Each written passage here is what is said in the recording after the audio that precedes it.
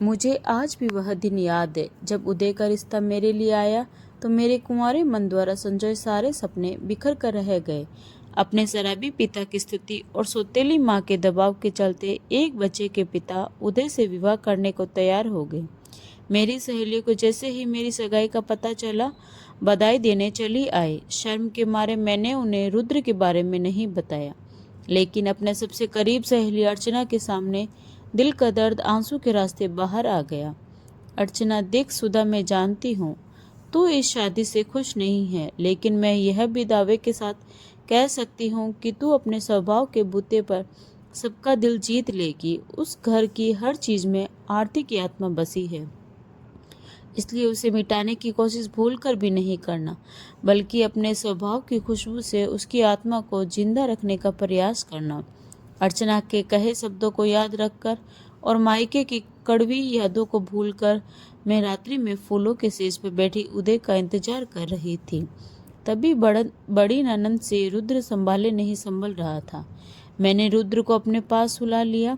तभी उदय कहता है कि मैंने तुमसे विवाह सिर्फ रुद्र के कारण किया है।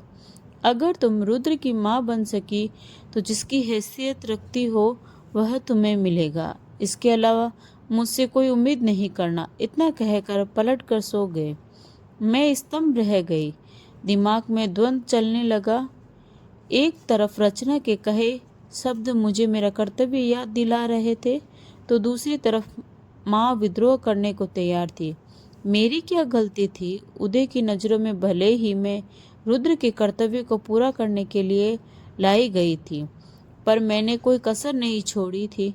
मैं नहीं चाहती कि जो सौतेलापन बचपन से लेकर अब तक मैंने झेला है वह रुद्र के हिस्से में आए, लेकिन मेरी इस निश्चल ममता को बेशक कटघरे में खड़ा कर दिया।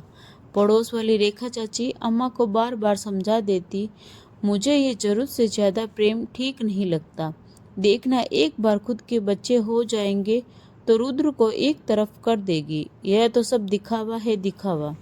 यह सुनकर मन कसेला हो गया। अम्मा के मन में डर बैठ गया, लेकिन उन्हें क्या पता था कि उदय ने मुझे छुआ भी नहीं। पर मैंने उन्हें कह दिया कि इस घर का वारिस सिर्फ रुद्र ही रहेगा। तब जाकर अम्मा को तसल्ली मिली।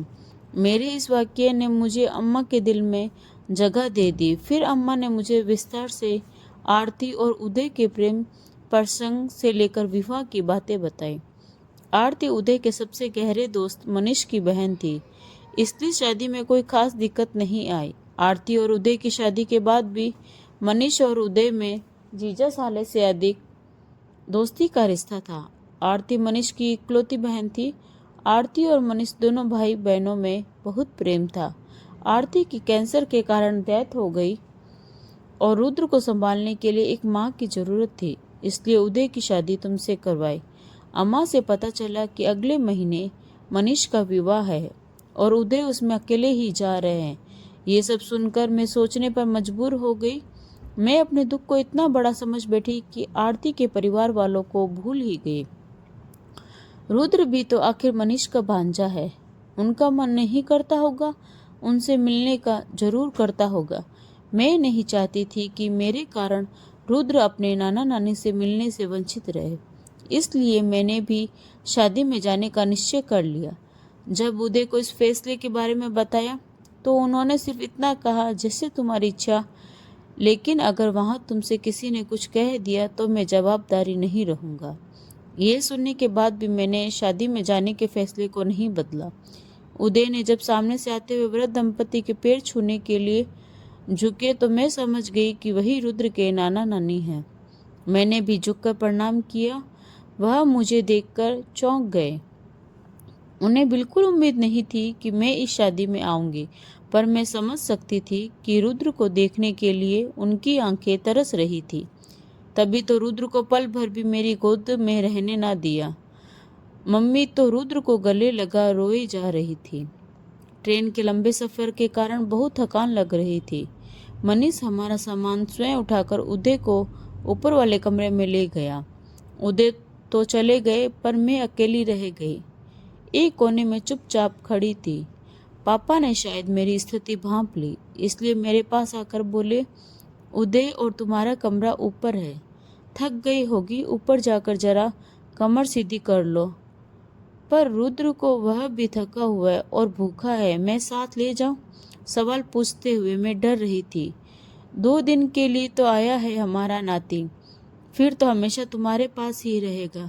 जरा 2 घड़ी जी भर के देख लेने दो, मम्मी ने पीछे से आकर कहा। तो मैं चुपचाप सीढ़ियाँ चढ़ने लगी। कमरे में गई तो उदय कपड़े बदल कर लेटे हुए थे। आंखें बंद थी, इसलिए समझ नहीं आ रहा था कि सो गए हैं या सिर्फ आंखें बंद करके थकान मिटा रहे हैं। समझती भी कैसे, शादी के बाद से हमारे बीच एक दीवार सी खींची हुई है। मैं जितना इसे तोड़ने की कोशिश करती हूँ, यह उतनी ही ऊंची हो जाती है। मैंने धीरे से अटैची खोली, कपड़े लेकर बाथरूम में घुस गई। नहाने के बाद काफ़ी अच्छा लग रहा था। थकान मिटाने के उद्देश्य से मैं भी उदय के बगल में जाकर लेट गई। आंख खुली तो देखा उदय बिस्तर पर नहीं है और संगीत का कार्यक्रम है। मैं फटाफट तैयार होकर नीचे आ गई। मेरी निगाह रुद्र को खोजने में लगी। रुद्र नए कपड़े पहन और तैयार होकर अपनी नानी की गोद में खेल रहा था। सुधा ने मम्मी से कहा, थकान के कारण झपकी लग गई। इसने कुछ खाया? मैंने हंसते हुए पूछा। खाया? अरे भूख के मारे कितना रोया। मैंने बोतल में दूध पिलाकर सुला दिया है, बस थोड़ी देर पहले उठा है। तुम्हें तो बच्चों का जरा भी होश नहीं है। हमारे सामने यह हाल है तो घर में क्या होता होगा। जब ये पैदा हुआ था तो आरती इसे आंखों से ओझल नहीं होने देती थी। मम्मी ने ताना मारा। मैं वहां से उठकर दूसरी महिलाओं के साथ बैठ गई। मनीष भी वहीं खड़ा था, उसने कुछ नहीं कहा। रुद्र अपने नाना की गोद में था। मनीष मुझे कब से ही देख रहा था, पर नजरें मिलते ही वह मुंह फेर लेता। 2 दिन तक रुद्र मेरे पास कम और नाना नानी की गोद में ज्यादा खेला। सेहरा बांधे और घोड़ी पर चढ़ा मनीष किसी राजकुमार से कम नहीं लग रहा था। सेहरा बांधते वक्त आरती की याद में उसकी आंखें नम होगी। मैं जानबूझकर सामने नहीं आई। मैं नहीं चाहती थी कि मुझे देखकर नफरत से यह नमी सूख जाए। फेरों के बाद वर वधू पैर छू रहे थे। मम्मी व्यस्त थी, इसलिए मैं रुद्र को गोद में उठाकर थपकी देकर सुला रही थी। आशीर्वाद नहीं देगी दीदी? आवाज सुनकर पलटी तो देखा मनीष और उसकी दुल्हन सामने खड़े थे। दोनों ने झुककर मेरे पैर छुए। खुशी के मारे आशीर्वाद के शब्द जुबान में ही चिपक गए। दीदी, मैं यह तो नहीं जानता कि आप मेरे बारे में क्या सोचती हैं, लेकिन मैं इतना जरूर बताना चाहूँगा कि मैंने हमेशा आप में आरती दीदी की झलक देखी है। रुद्र को जो आपने प्यार दिया है वह अमूल्य है। जब आरती दीदी की मृत्यु हुई थी तब मैंने सोचा था कि अब रुद्र पर हमारा हक खत्म हुआ। आप तो महान हैं दीदी, जो आपने अपने पति की पहली पत्नी के परिवार को इतना सम्मान दिया। अगर आपकी जगह कोई और लड़की होती तो ससुराल में पहला कदम रखते ही अपने सौतन के वजूद को मिटाने में जुट जाती, लेकिन आपने उसके अदृश्य अस्तित्व को स्वीकार किया है। सबकी नज़रों में भले यह कोई बड़ी बात ना हो, लेकिन आपने सारे कुंवारे सपने तोड़े होंगे, फिर भी आपने टूटे सपनों के बीच अपने वर्तमान को जख्मी नहीं होने दिया। मनीष ने मेरा हाथ अपने हाथ में थाम कर यह शब्द कहे तो मैं चुपचाप बिलक बिलक कर रो पड़ी। मम्मी पापा और बाकी लोग जरूर खड़े इस दृश्य को देख रहे थे। मैंने मनीष को गले लगा लिया। सबकी आंखें नम हो गई। दुल्हन को गृह प्रवेश करवाकर और बाकी रस्मों को निपटाते हुए रात के 3 बज गए थे। रुद्र भी जल्दी सो गया था। कपड़े बदलकर मैं भी लेट गई। अचानक मुझे अपने हाथ पर किसी का स्पर्श महसूस हुआ। उदय ने अपना हाथ मेरे हाथ पे रखा और बोले कि तुमने रुद्र को अपना बेटा समझा, आरती के परिवार वालों को अपना परिवार समझा, रुद्र का उसकी माँ की तरह ख्याल रखा। आज वह सब कुछ तुम्हारा है जो मेरी पत्नी का होना चाहिए। और वह खुशी खुशी से हंसती खेलती जिंदगी जीने लगे। आपको ये कहानी कैसी लगी कमेंट करके ज़रूर बताएं। अगर अच्छी लगी हो तो वीडियो को लाइक शेयर और सब्सक्राइब ज़रूर करें। Thanks for watching.